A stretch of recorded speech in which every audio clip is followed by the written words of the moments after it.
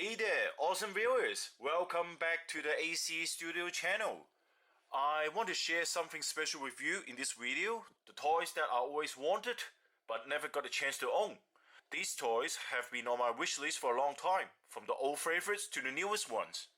Unfortunately, I couldn't get them because they were either too bloody expensive or I missed my chance. I want to emphasize that there is no particular order to this list. Each toy holds a special place in my heart, and I'll be reviewing the stories behind them. So let's explore the toys that have captured my imagination throughout the years. Let's start with number 10. Let's go! If you are an action figure collector, I'm quite sure you know who the Pit is. The Pit Legendary Heroes action figure is one of the most expensive action figures on the market.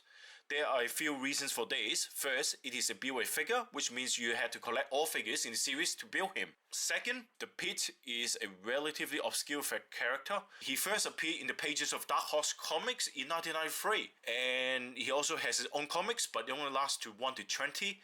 So he never been as popular as some of the more mainstream comic book characters. This limited the initial demand for the figure, which also contributed to its high price today. Finally, the Pit figure is simply very well made. As compared to today's standard, it is still very good. This makes him a desirable figure for collectors, even those who are not familiar with the character. On eBay, you see the Pit figure costs pretty much $350 to $400 these days. And of course, you can get a KO version of it. It only costs $100 from Mexico. I will not get a KO figure. I definitely want to get the new one. But there's no way I can afford $400 for an action figure. And I always hope I will see a re-release or new release of the Pit figure again. My followers know that I am interested at Japanese train models. Tomax Shinkansen EVA 500 series is so expensive these days because it is a limited edition product that was only released in Japan in 2020. It was created in collaboration with the popular anime series Neon Genesis Evangelion, and so it features a unique design that is based on the EVA-01 units from the show. And in fact, it is based on a wheel train with the EVA livery. And the wheel train operate between 2016 to 2017, and the livery on the 500 series is probably one of the best looking train ever. So that is why so many people want to get it, especially people from overseas, because they cannot get it except Japan. If you search for it in the secondary markets such as eBay, a train set of 8 carriages costs you $1,500. And there is no way I can afford it. So, and I hope one day they will make a new re-release. So this is the only best thing I can do.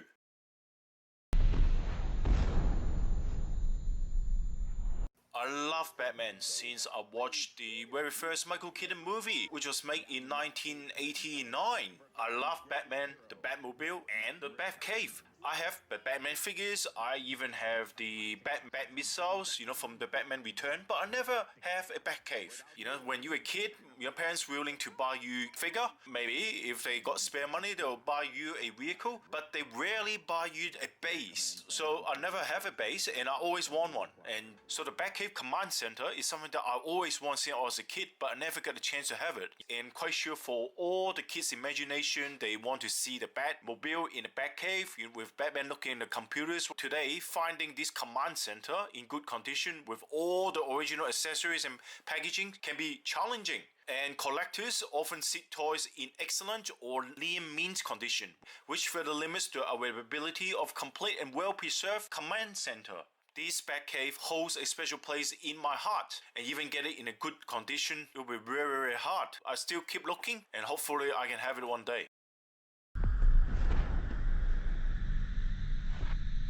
I'm not just a Batman fan, but I'm actually a big X-Men fan as well. Havok Sentinel, released in 2021 through a crowdfunding platform. It is a large and highly detailed figure, stands over 2 feet tall, and has over 30 points of articulation. And it also have a lot of details such as working LED lights and swappable face plates. And as a collector of X-Men, how can you not have this latest Sentinel? And you know what? I don't have one because it is bloody expensive. And even now in secondary market, there's no way I can get it. It costs almost like $900. But I'm quite sure, because it is such a popular figure, Hasbro may one day release it again, but in different colors. They did it before. I'm quite sure they'll do it again. And for now, I will just enjoy my Toy Bleed Sentinel, which I have two.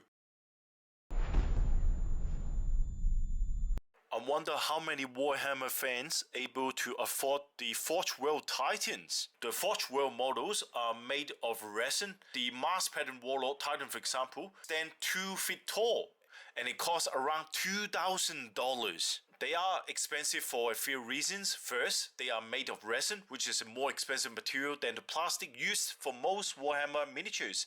Second, they're much larger than most Warhammer miniatures anyway, which means they require more resin to produce. And third, Forge World produces them in smaller quantities, which also drives up the price.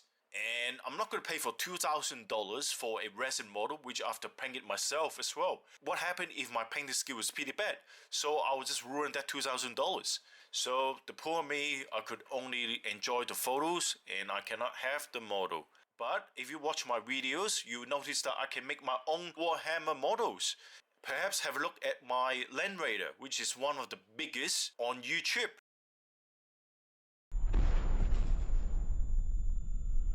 If you watch my recent video on unboxing a parcel from Japan, you'll realize I really like the old Japanese anime called Machine Hero Wataru. These are toys, but they come in model kits, so you have to build it together, but they're relatively simple, so most kids under 10 can build it easily. When I was a kid, I collect those models, but I never able to obtain the bad guys, the demon robots. But those evil robots went up so much in price these days.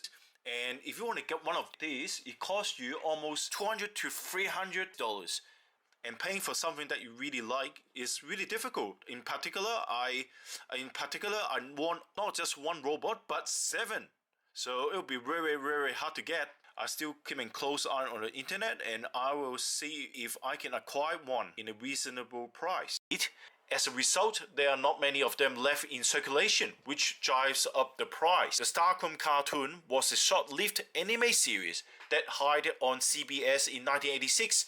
It only lasts for 13 episodes. The Star Roof is a little fighter jet that can be integrated together on top of the StarCom Max bomber.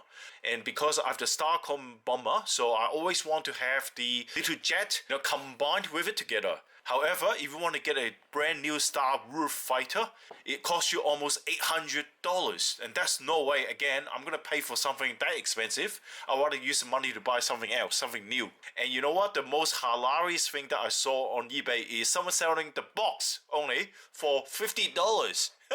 And you have to pay $40 postage cost. So there's no way I can actually afford it. I can't even afford the bloody box. The Transformers Maxpla action figure is the largest converting Autobot figure ever made. It stands over 2 feet tall and can transform into 3 different modes: Robot, Battle Platform, and Autobot City. And it also features light, sounds, and firing missiles. It is highly detailed and articulated. I'm quite sure for all the Transformers enthusiasts, they all want to have this huge figure. However, I did not really follow Transformers, back in those days. But roughly 10 years ago when this toy came out, right, I wasn't really interested in Transformers, and also I did not even know it exists. Not until last year, I found out this toy on YouTube, and I fell in love with it, and I hope I can get it. But, look at the price tag now. There's no way I can get it, so forget it. DiClong is for elite collectors. This is not for, kids. These are for rich adults, put it this way. I got some DiClong, but not all of them. I'm not that rich. I don't know how many of you heard of DiClong. DiClong is actually a toy line created by Takara Tomy in the 1980s. And it features a variety of pilot robots that could transform into various sci-fi vehicles, bases, and creatures. And it was a huge success in Japan, and it was eventually licensed to Hasbro in the United States. Hasbro renamed the line Transformers, and the toy quickly became one of the most popular toy lines of all time. The DiClong brand was revived by Takara Tomy in 2016, and the line features updated version of classic DiClong toys as well as new designs. And I think they're aiming at elite adult collectors because their quality and attention to details are definitely the best of the best I've ever seen from all the toys that I've collected. You know, I have the Battle Convoy, which is based on the design of the Optimus Prime, and have a look at the video in the description below as well. I also have ordered some DiClong from Japan, and they're releasing soon, so I'm gonna have videos on it as well. And the one that you're looking at right now is the one that I don't think I'm able to spend the money on at all.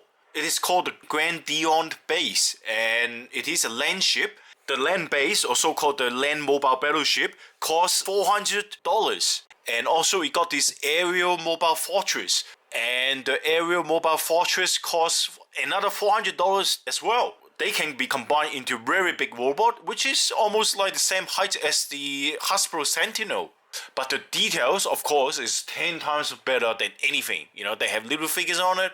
You know, they can open cockpits. So the overall price combined will be $800. Again, I'm not going to spend $800 on a toy like this, even though, yes, it is for elite, but hey, you know, that is a lot of money.